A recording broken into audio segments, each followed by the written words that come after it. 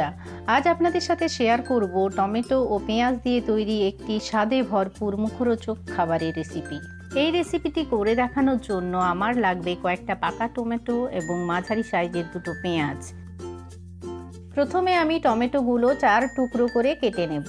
প্রায় 400 গ্রাম মতো টমেটো এভাবে টুকরো করে কেটে নেব। টমেটোর টুকরোগুলো থেকে আমি বীজ বাদ দেব না, বীজ সহ ব্যবহার করব। বীজ সহ টমেটো ব্যবহার করলে খাবারটি অনেক বেশি মুখরোচক হয়।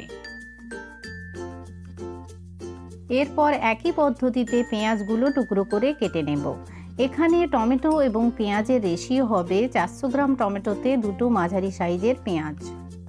অ্যান্টিঅক্সিডেন্ট, ভিটামিন সি, কে ও পটাশিয়ামে ভরপুর টমেটো দিয়ে তৈরি এই খাবারটির গুণাগুণ অসীম। এরপর কড়াইতে 1 টেবিল চামচ সরষের তেল নেব। তেল বেশ ভালো করে গরম করে নেব। এরপর গরম তেলের মধ্যে টুকরো করে নেওয়া টমেটো ও পেঁয়াজ দিয়ে দেব। আঁচটা মাঝারি রাখব। মিনিট 2 নাড়াচাড়া করে নেব। এরপর এর মধ্যে দেব 5 কোয়া রসুন এবং দুটো চেরা কাঁচা লঙ্কা।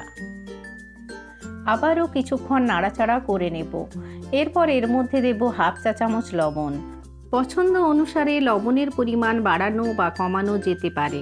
ভালোভাবে নাড়াচাড়া করে সমস্ত উপাদানের সঙ্গে লবণ মিশিয়ে নেব। টমেটো ও পেঁয়াজ নরম হয়ে আসলে কড়াই থেকে তুলে মিক্সার গ্রাইন্ডারে জারের মধ্যে ভরে ঠান্ডা করে নিয়ে স্মুথ পেস্ট বানিয়ে নেব।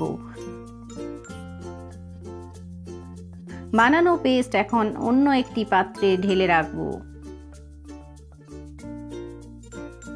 এরপর ফোড়ন ভাজার পাত্র গরম করে নিয়ে তার মধ্যে দেব গোটা ধনে 1 চা চামচ, 5 ফোড়ন 1 চা চামচ ও 3টা শুকনো লঙ্কা। খুব কম আঁচে মশলাগুলো তেল ছাড়া ভেজে নেব। বেশি আঁচে ভাজতে গেলে মশলাগুলো পুড়ে যেতে পারে। এখন ভাজা মশলাগুলো ঠান্ডা করে নিয়ে গুঁড়ো করে নেব। এরপর গুঁড়ো করে নেওয়া রোস্টেড মশলা অন্য একটি পাত্রে ঢেলে রাখব। এরপর কড়াইতে 1 টেবিল চামচ সরষের তেল দিয়ে গরম তেলের মধ্যে হাফ চা চামচ কালো সরষে এবং 1 চিমটে হিং দেব। সুন্দর গন্ধ বের হতে শুরু করলে এর মধ্যে টমেটো পেঁয়াজের পেস্ট ঢেলে দেব। এরপর নাড়াচাড়া করে ফোড়নের সঙ্গে পেস্ট ভালোভাবে মিশিয়ে নেব। এখন এর মধ্যে দেব হাফ চা চামচ করে হলুদ, লাল লঙ্কার গুঁড়ো এবং কাশ্মীরি লাল লঙ্কার গুঁড়ো। সমস্ত গুঁড়ো মশলাগুলো পেস্টের সঙ্গে খুব ভালোভাবে মিশিয়ে নেব। মাঝারি আঁচে নাড়াচাড়া করে সমস্ত মশলা মিশিয়ে নিয়ে এর মধ্যে স্বাদমতো লবণ এবং ভাজা গুঁড়ো মশলা দিয়ে ভালোভাবে মিশিয়ে নেব।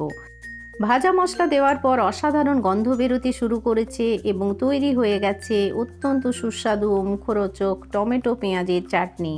এরপর কড়াই থেকে তুলে নিলেই চাটনি পরিবেশনের জন্য একেবারে প্রস্তুত।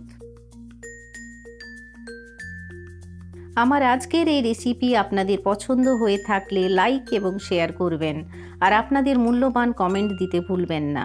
আজ এই পর্যন্তই, ধন্যবাদ।